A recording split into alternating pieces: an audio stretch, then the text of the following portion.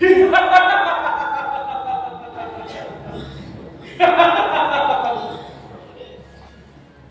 घाबरला नाहीस?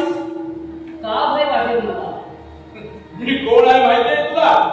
तू एक माणूस आहेस, माणूसकी संपलेला.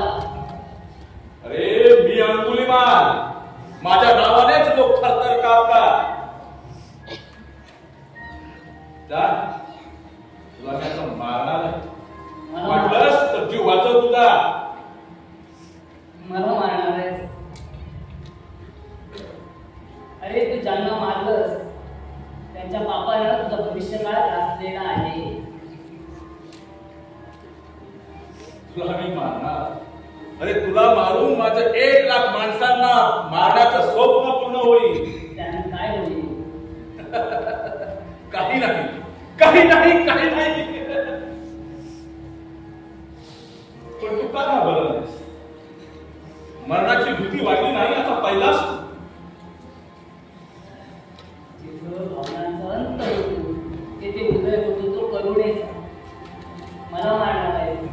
मला शब्दांच्या जाळ्यात अडकवू नकोस.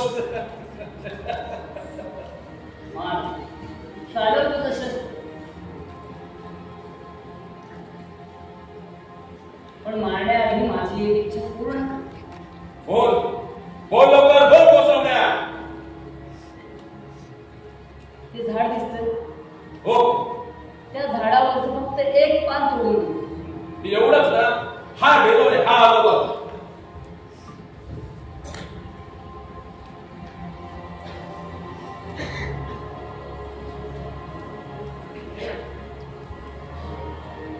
ठीक आहे, आता मरणाला काय हो?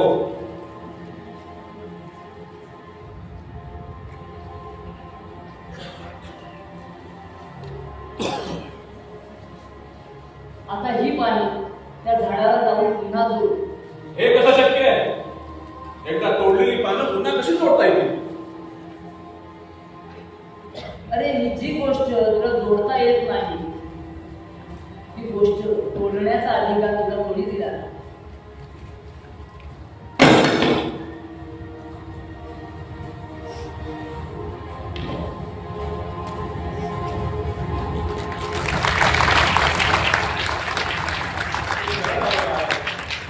तुम्ही माझे डोळे उघडले.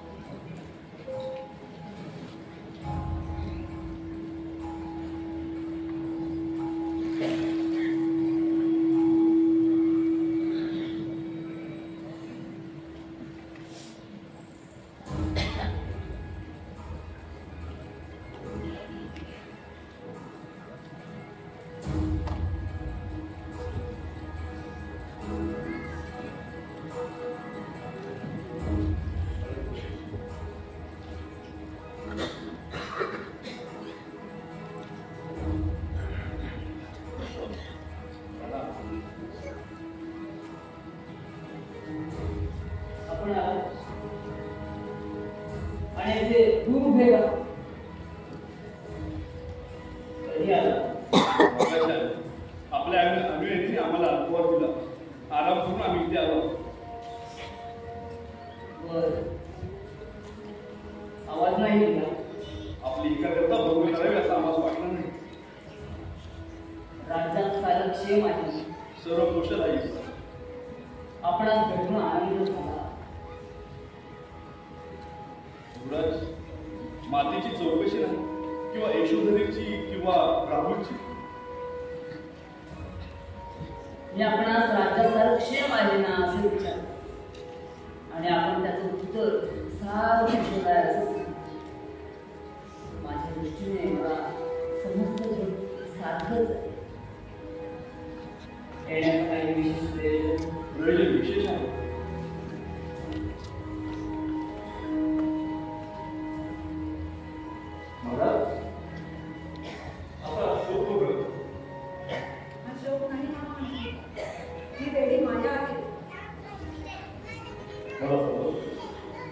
पण मन मात्र अजून तयार होत नाही.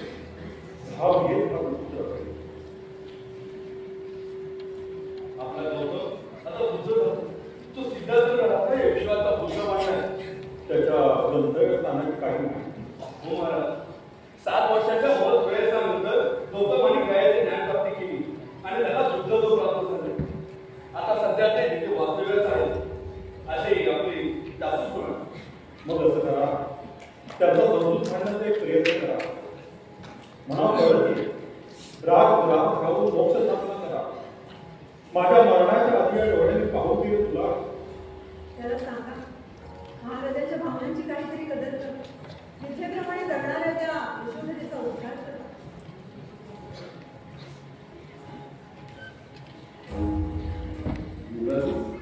आपण काहीच बोलत नाही. मी काहीच बोलणार नाही. माझा काही मान ठेवायचा असेल तर त्याने स्वतः यावं, मला भेटावं. समुद्रात उडणाऱ्या नावेप्रमाणे महाराजांची अवस्था झाली. माताच्या पात्राला अंतरलेल्या गायीप्रमाणे हंबरते. हा हंबरठा ऐकण्यासाठी तरी त्यांनी काळजावर दगड ठेवून यावे हीच विनंती.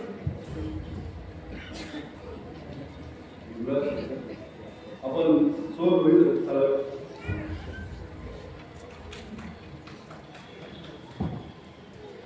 मायेचे बंधू सोडून पण ते सुटणार नाही. आपण पिताजींना सांगावं की येईल, जरूर येईल, पण त्यांना सिद्धार्थ म्हणून नव्हे, समस्त जगाचा बुद्ध म्हणून. आपण ये ना, याचा खूप आनंद होईल ना.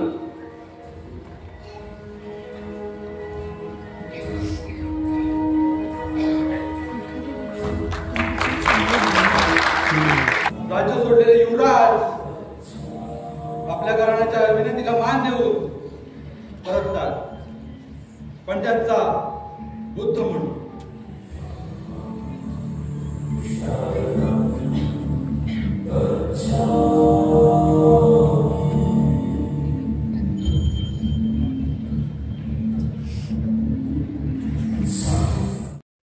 संघर्ष हा अखेर एक मानवी संघर्ष असल्यामुळे तो जिद्दार्थाला मला ऐतिहासिक संदर्भ तात्कालिक चालेल की वर्षाच्या पद्धती आहे अत्यंत करता यांचा साधा पालकृतीने मेळ घालून त्यांचे तेजोमय विचार हे तुमच्यापर्यंत पोहोचवण्याचा हा एक छोटासा पण प्रामाणिक प्रयत्न. पण मुळात ही एक लालित्यपूर्ण कलाकृतीची संहिता आहे, बखर वगैरे नव्हे ना. तेव्हा या दृष्टीने रचना होईल. हो, ते बदलणार पुत्राचं नाव काय माहिती? अरे सिद्धार्थ, ज्यांच्या फक्त नावाने जीवनाचा अर्थ सिद्ध होतो असे सिद्धार्थ.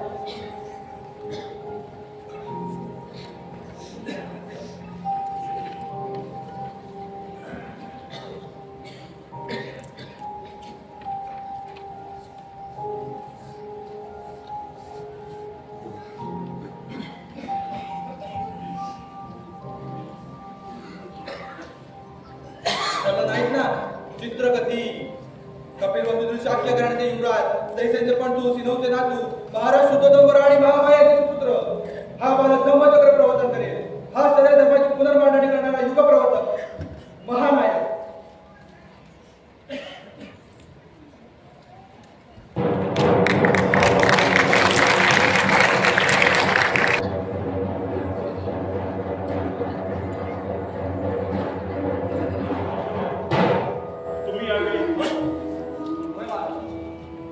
तुम्हाला मी महामायासोबत तिच्या मायेने देवदत्ताला जायला सांगितलं होतं ना.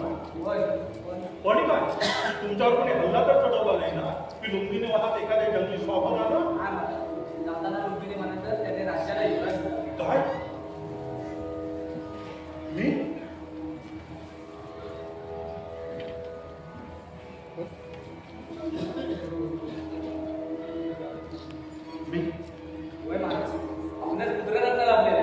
हे शामिष्ट यज्ञ देवते तुला हा शब्दाला बंधन करतो. ठीक आहे, शुभ वार्ता असताना आपले डोळे असून हे अश्रू नाही कृष्ण, आनंद अश्रू आहेत. एवढ्या प्रदीर्घ वर्षाच्या प्रतीक्षेनंतर या कपिल वस्तूला वारस मिळाला. राजेशावर या आनंद प्रित्याच्या हत्तीवरून साखरवाटा 3 दिवस उत्सव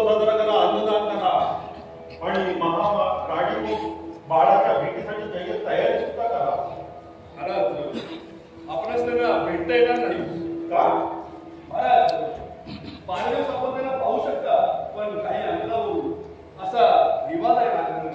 बरोबर. आणखीन एक महाराज, आपला राजयोग करणं देखील भाग झालाय. खरंच मंत्रीजी? हो. अरे खन्ना, तू आपल्या पत्नीला अशा भरलेल्या दिवसांच्या अवस्थेत ठेवून तू इथे आला.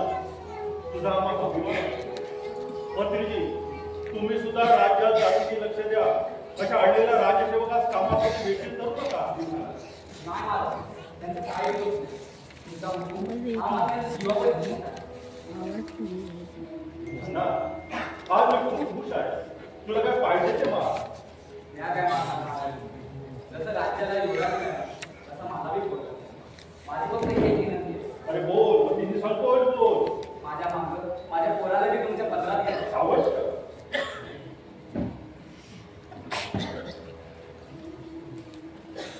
थांब. जी महाराज. हे छोट्या खन्नात आहे. महाराज, आणि आमचा हुकूम येईपर्यंत खन्नाबरोबर आनंदात राहा. पत्नीची काळजी घ्या. आणि काय लागलं कवरलं तर मला सांगा. अगदी निसंकोच मागा. जी महाराज. सम्राट शुक्लधन महाराज की जय.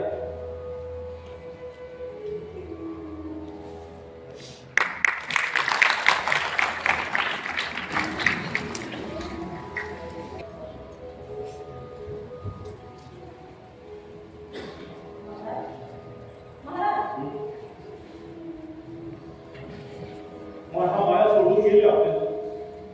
हे राज्य सुन्न सुन्न झालंय. हा महाल खायला नको, जगणं नकोसं वाटू लागलं.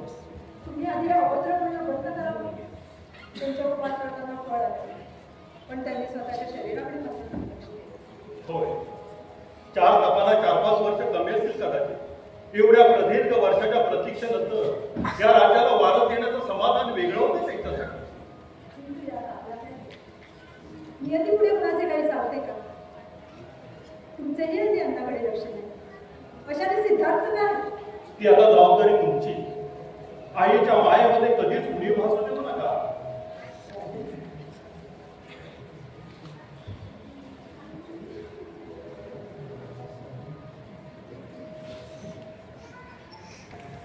आणि त्यांच्या अंगातील गुण सुद्धा हे प्रगल्भ ठाईने दिसत होते.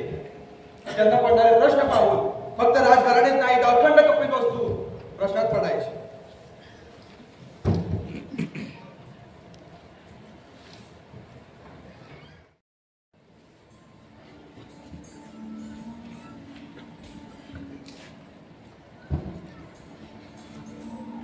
आपण कुठून आला आणि आपल्या चेहऱ्यावरही समाधान होतं. मी एक श्रमण आहे. या जगातील संकटाला पाहून गृहत्याग करून मोक्ष साधना करीत त्याचे समाधान दिसते. आपला मार्ग फारच उत्तम.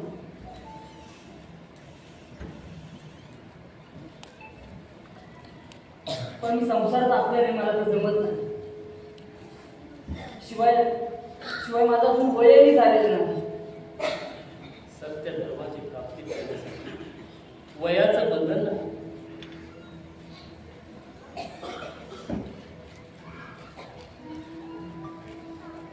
पण या राज्याचे प्रश्न, राज्याचा प्रश्न, एखादा प्रश्न सांग. हा म्हणजे पाणी प्रश्न.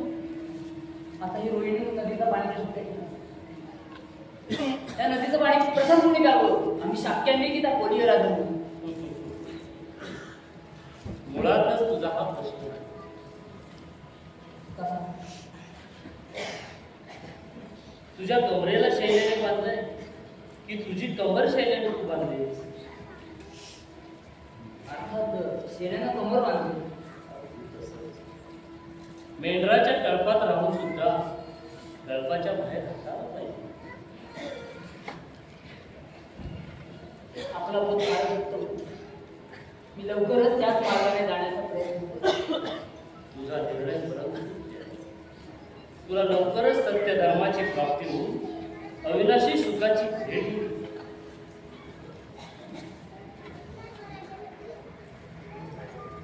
महाराजांनी जाहीर केलं आहे की आपल्या कपिल वस्तूतील 20 ते 25 गटातील युवकांनी सैन्यात भरती होऊन कोलिया राजाला पराभूत करून रोहिणी नदीवर ताबा मिळवायचा आहे. हो ऐका, हो ऐका.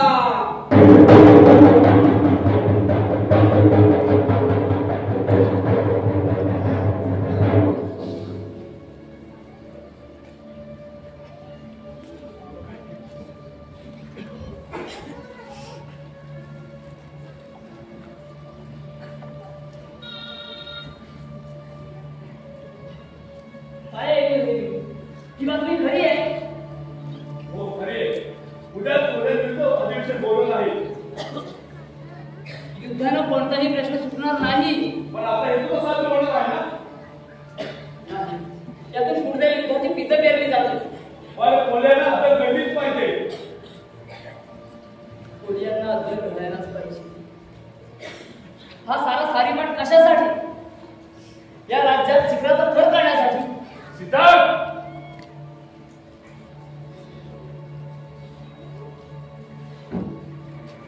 अगं रोहिणी माते बघ ना, हे शाक्य राजे काय तो कोलिया राजे काय, अगं दोघे तुझीच लेकरं नामचं. पण बघ ना, तुझ्याच पाण्यावर भांडता येते. मग काय करावं आपलं? महामंत्री, अशी युद्ध घोषणा करण्याची घाई करू नका. प्रथम दोषी कोण आहे ते ठरवा, त्याची शहानिशा करा. आणि प्रथम आक्रमण जर आपलं असेल तर आपण हे दोषीच ठरतो. मग आत्मसुरक्षा आपण मानू नये. परस्परांचा नाश हे शहाणपणाचं लक्षण कसं असू शकतो?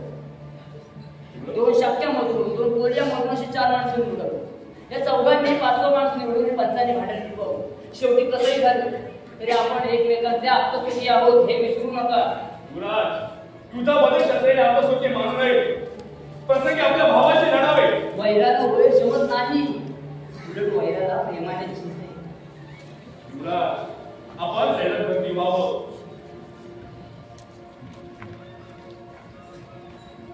मी सैन्यात भरती होणार नाही, पण मी युद्धात भागे येणार नाही. संघाचे अध्यक्ष मांडत असतील ना, तर त्यांच्या नियमाचे भंग करू नये.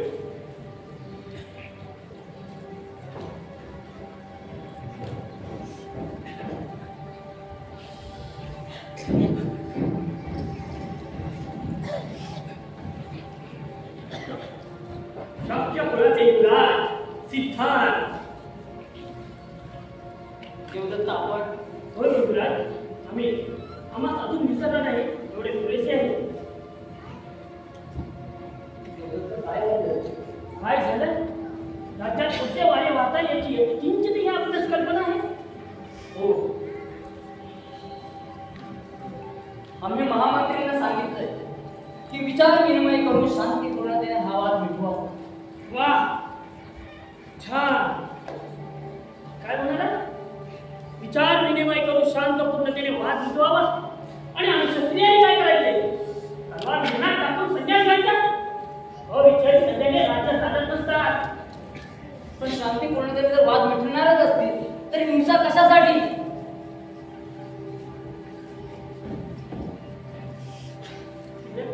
युद्धाचे रणशिंगण फुटले. शाक्यांचे साम्राज्य दृढ मिळवण्यासाठी त्यांचे आश्वान परिक्रमण केलंय. त्यांच्या धनुष्याच्या कडक कराने आसमान दुमदुमलंय. आणि आपण म्हणताय शांती. पण तरी हा आताताईपणा नको. राज्यातले प्रत्येक युवक बाहू ससाहू तलवारी भाले बाण घनाघात काढून सैन्यात भरती होत आहेत. आणि आपणास म्हणे शांतीचे स्वप्न पण लागले. नाही, यातून साध्य काहीच होणार नाही. पण राज्यातील कित्येक युवकांचे प्राण जातील. कित्येकांच्या उंबरठ्यावर लाखो स्त्रियांच्या बांगड्या पडतील. कित्येक मातांना आपल्या पुत्रांसाठी अपयश करतील. मुलं अनाथ होऊन जातील, त्यांचं छत्र झिरावून जाईल. आणि लाखो स्त्रिया उजाड माथ्याने या शाक्य साम्राज्याला जाब विचारतील की हे सारे कशासाठी? केवळ फक्त स्वार्थासाठी. सिद्धार्थ, स्वतःच्या कर्तृत्वावर विश्वास नसेल तर राज्यातील हमाली कृपा म्हणा.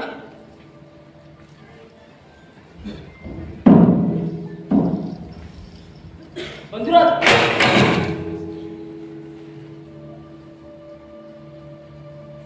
प्राण्यांचे रक्त पाहून तुम्हाला कीव येते की आपण लढाईच विसरला आहात असं तर नाही ना? देवदत्त हा व्यर्थ खटाटोप कशासाठी? केवळ अखंड भारतवर्षाला दाखवून देण्यासाठी की आम्ही शाक्य म्हणते सिद्धार्थ.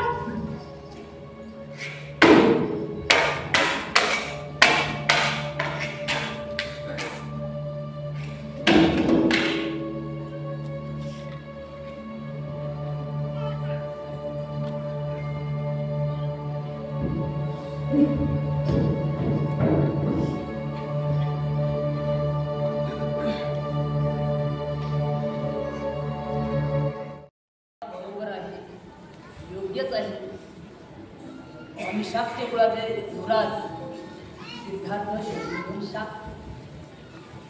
आपण संन्यासी का? आपणास काही दुःख नाही, मुळीच नाही. हा, परंतु या समाजातील प्रत्येकाला दुःखानं ग्रासलं आहे आणि त्यांच्या प्रत्येक दुःखाचं कारण शोधणं हाच माझा उद्देश आहे. आपण जगावेले आहात. आपण माझ्या राज्यात राहून तपस्या करतो किंवा एखाद्या आसनाचा परिवार नाही राजा, हा मोह आहे आणि प्रत्येक मोहाचा शेवट हा दुःखानच होतो. बरोबर आहे. मी हे आता उतारवायाकडे चुकलो, पण महात्मा आपल्या साधनेचं फळ सर्वप्रथम सांगायला आपण मजलं यावं अशी आमची इच्छा आहे. अवश्य राजा.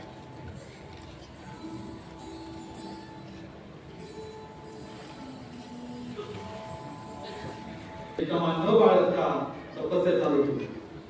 तपस्या करत असताना त्यांची भेट सुजाताशी होती आणि या सुजाताच्या खिरीचे इतिहासात फार महत्व आहे.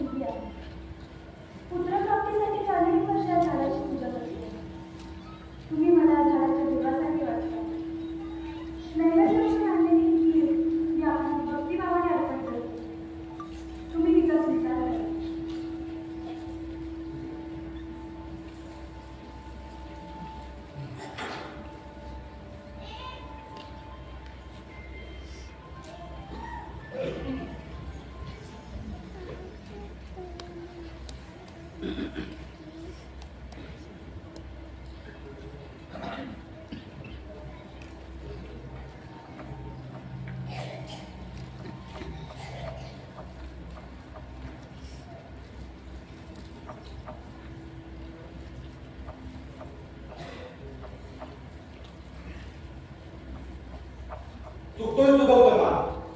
तुझा मार्ग अधपतनाकडे ओळखला जातोय. तू एक साधू आहेस हे विसरू नकोस. होय, मी संन्यासीच आहे, पण शरीराला त्रास देऊन उपास तापास करून तपस्या करून मला माझं ध्येय गाठता येणार नाही.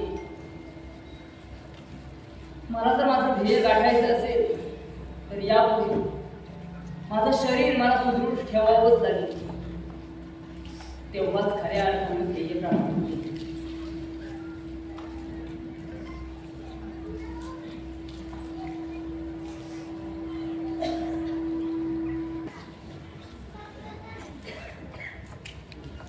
हे गौतमा, स्वतःच्या राज्याला झुगारून सर्व संघ परित्याग करून ही व्यर्थ तपस्या कशाला? आणि हे सारं करून बुद्धांना प्राप्त केलं तरी हे जग तुझ्यावर विश्वास ठेवेल का? तू माझ्या अहंकाराला डिवचण्याचा निष्फळ प्रयत्न करतो आहेस. हे माझ्या प्रश्नाचे उत्तर नाही. ते देण्यास मी बांधीलही नाही. चुकतोय तू गौतमा.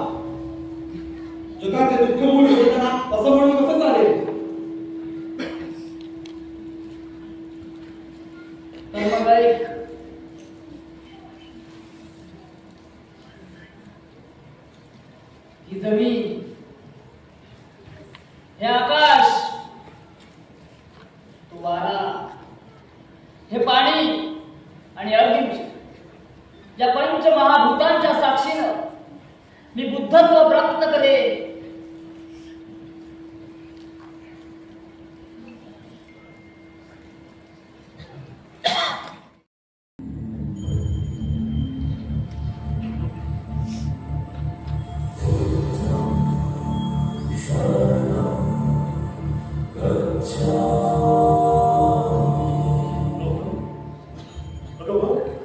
आपला सिद्धार्थ आलाय.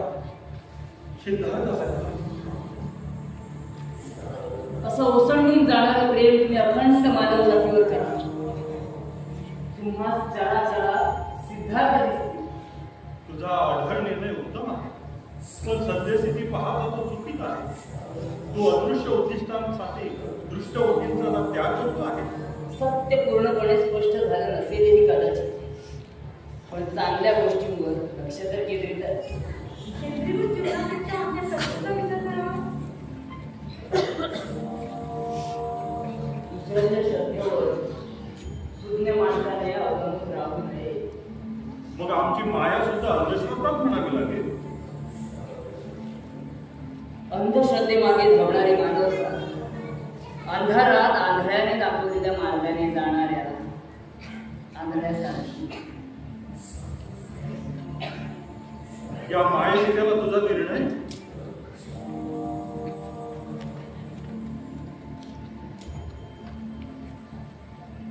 कदाचित सूर्य तळपायचा थांबेल,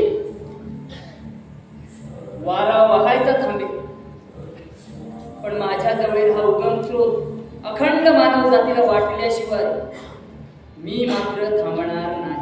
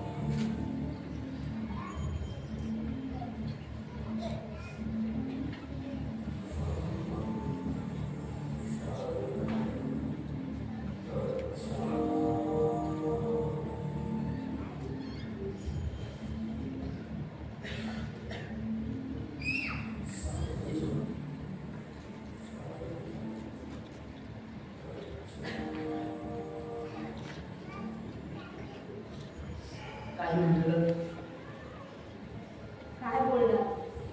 7 वर्षात फार नाही बोलायचं राहून गेले.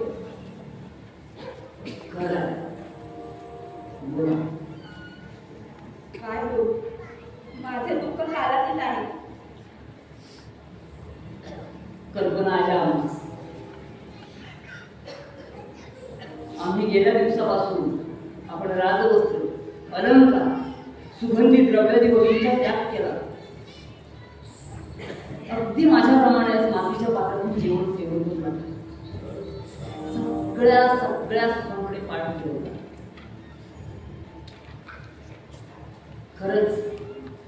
खरंच कमाल आहे तुमच्या त्यागाची.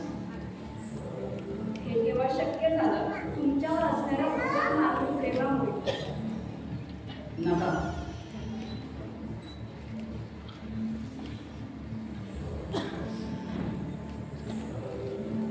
आता या मोबाईल काळात अटकवून माझा हात इकडे फिरवून होऊ शकत नाही. तुम्ही खरं अद्वितीय व्यक्तिमत्व प्राप्त केलं. मला उत्तर सापडलं ते म्हणजे धम्म. धम्म काय आहे? धम्म म्हणजे सत्य, धम्म म्हणजे विचार, धम्म बुद्धिवादी आहे. शांती देणाऱ्या निर्वाणाची शिकवण म्हणजे बंधमुक्तीचे तत्वज्ञान म्हणजे धम्म. हा धम्म लोकांमध्ये सदाचाराचे नाते निर्माण करेल. हो, अर्थात नक्की. आणि महाराजांच्या दुःखाचं काय? 22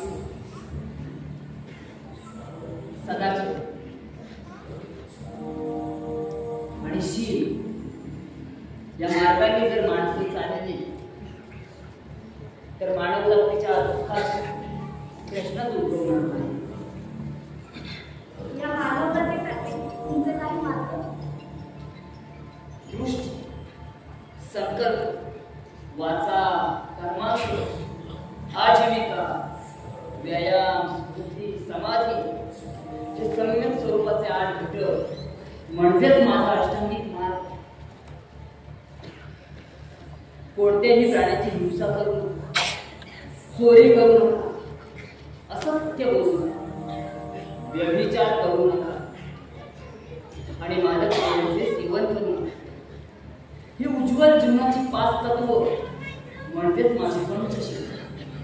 ही पंचशीलच आहेत माणसाच्या चांगल्या आणि वाईट कृतींचे मोजमाप करण्याचा मार्ग. शील, दान, उपेक्षा, नैष्कर्म्य, वीर्य, शांती, अधिष्ठान, करुणा आणि मैत्री या 10 सद्गुणांचा अर्थात पारमितांचा मार्ग म्हणजेच माझा शील मार्ग. या मार्गाने चालणारा कोणी आली नाही किंवा हा कोणी स्वीकार केलाय का? का नाही? सुनील भंगी, अस्पृश्य सोपा, सुमंगल शेतकरी, धन्य कुंभार, अंगुलीमाल, सुप्रबुद्ध एवढंच कशा? माझ्या मित्राने छंदाने सुद्धा धर्म स्वीकार केलाय. धन्या, मला सारखा अभिमान वाटतो तुमचा. मला सुद्धा तुमच्या मार्गाची भिक्षा द्या.